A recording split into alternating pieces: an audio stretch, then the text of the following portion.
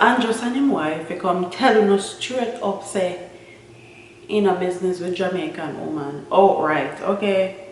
Outright, okay? Neatly in the telling. We say that females are dying in Jamaica and it needs to be addressed. It doesn't mean that men being murdered in Jamaica don't need to be addressed or it's of less priority. I say in a business with you. So let's get into the story. Hi guys, I am Burns and the Beat. If you're new here, please like, comment, share, and subscribe. And if you're oldie but goodie, thank you for staying tuned to your girl.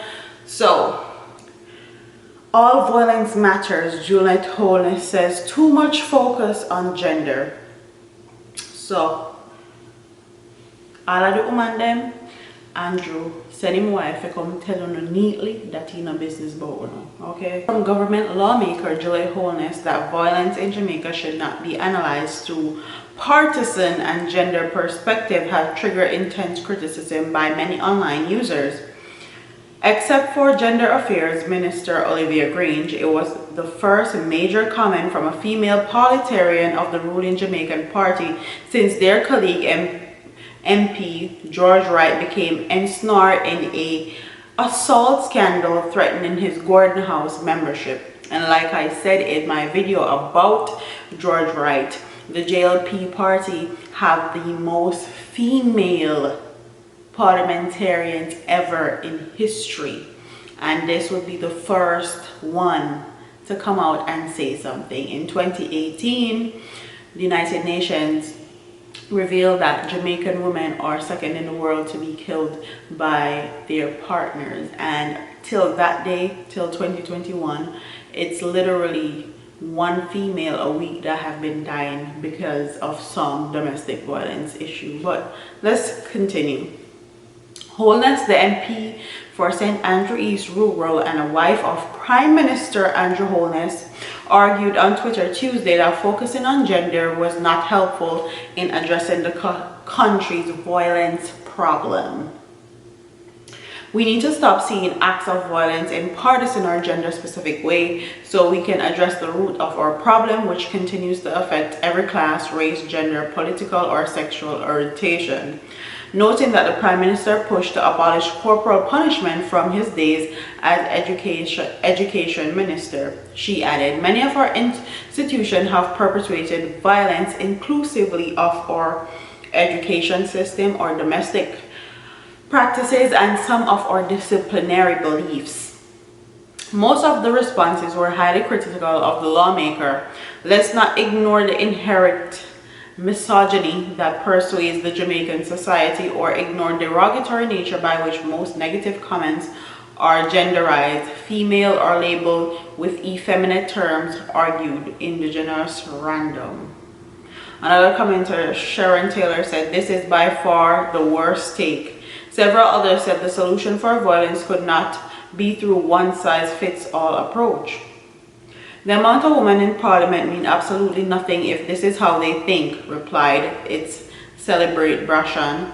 All those missing girls, rape cases, street harassment, domestic violence, and murder-suicide stories of our women mean nothing to you, she said. Shona said, I hear what you're saying, but the women missing every day can't. A brother was skating of the Deputy Speaker of House of Abrosia. A female politician with access to the halls of power to make change wants us to focus on violence in general, while police officers mock women who make domestic violence reports. This can't be mere incompetence. It's not only just misogyny. This is systematic disenfranchisement and endangerment of women. Ms. Wholeness' comments came almost simultaneously with the Prime Minister's statements in Parliament in which reaffirmed his administration intentions for specific measures to respond to gender-based violence. He noted the launch of 10-year-old strategic plan, the establishment of shelters for abused women, review of laws, and partnership with European Union and United Nations Spotlight Initiative to support abused women and girls. Every perpetrator of gender-based violence should be punished, he said, declaring it was one aspect of the epidemic of gun violence across Jamaica. This is what he has to say, and that statistics that I quoted at the beginning, that Jamaican women are second in the world to be killed by their partner in domestic violence disputes, was from 2018. This is the first time since 2018 Andrew Wholeness have ever addressed domestic violence issues happening in Jamaica, ever. And his plan is to give him 10 more years so that he can put in his strategic plan for shelters. You need to re-elect him 10 more years for him do something. Why does it take 10 years? Why can't you review the laws now?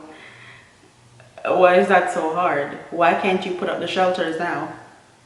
But anyways, the 18 female parliamentarians also issued a joint statement in which they call for action to deal with gender-based violence, which they say has been scourged on our society over many years. We feel the urge at this time to come together in solidarity with our sisters and women who are in the line of fire from lethal forces of domestic violence. The statement read, Miss Wholeness may have seen things differently in 2020 when she tweeted that violence against women was one of the most persistent and devastating human rights violation in our world and remains largely unreported due to impunity, silence, stigma, and shame surrounding it. So this is what Miss Wholeness had to say in 2020. Okay, violence against women was one of the most persistent and devastating human rights violation in our world. And now she's saying that all violence matters. Gender-based violence is widespread in Jamaica, and processes to reform laws have been slow. More than 1 in every 4 women in Jamaica have experienced intimate partner physical and sexual violence in their lifetime. 1 in every 4 women experiences physical violence alone at the hands of a male partner. 23% of women 15 to 49 years experience sexual violence perpetrated by someone other than an intimate partner at least once in their lifetime. In 2018, 71% of girls under 18 who were victims of crime were raped. 2 out of 10 girls aged 15 to 19 think it's fine for a husband or partner to hit their partner. 85% of children experience violence discipline at home.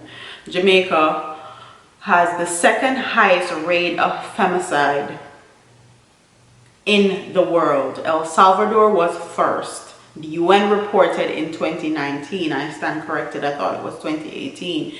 So that report is from 2019 that states in Jamaica is the second place in the world for women to be killed by their partner due to domestic violence issues. So Andrew Wholeness' wife's statement, Miss Wholeness' statement, is basically like when people, black Americans or black people, people of color, say Black Lives Matter in the US because they are faced with racism and cops are killing African Americans or people of color in extreme amounts. It's literally every day. Her answer was tone deaf. Not only was it tone deaf, it also shows the same thing that's happening with Black Lives Matter and All Lives Matter. One does not negate the other. One is not more important than the other.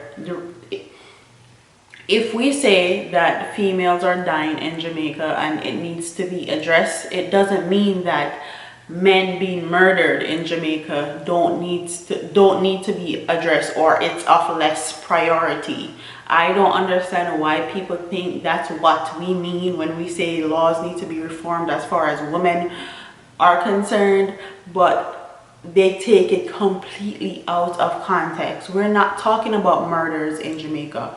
We're talking about domestic disputes that lead to Jamaican women being killed. Not all violence, just domestic disputes. Okay? Not all violence. We have beat murders down to the ground. here on my channel, solutions, what they can do, what laws need to be implemented, what things need to be implemented to help curb crime in Jamaica. None of it have ever been implemented. None of it is even talked about being implemented.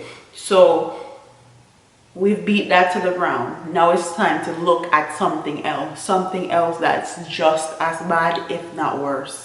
Now is when these 18 parliamentarian women want to come together in solidarity and put out a statement. Is very ironic to me, because only when they were called out by Jamaican people and also me, they're saying something about this. So that means that was never a priority for them.